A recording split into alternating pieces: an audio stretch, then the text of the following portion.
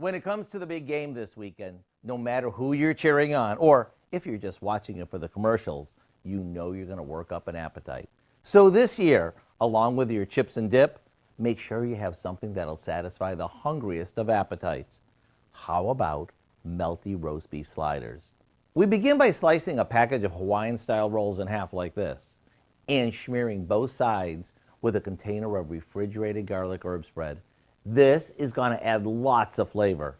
Now we pile on some thinly sliced deli roast beef and top it with roasted red peppers. Just make sure you drain them well.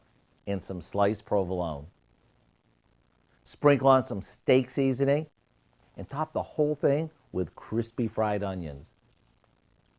Put the top on and cover it with foil.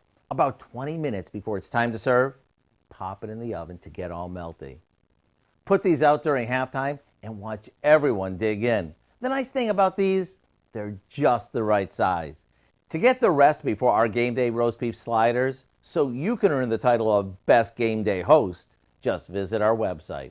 I'm Howard in the Mr. Food Test Kitchen, where today we found a winning way for you to say, ooh, it's so good.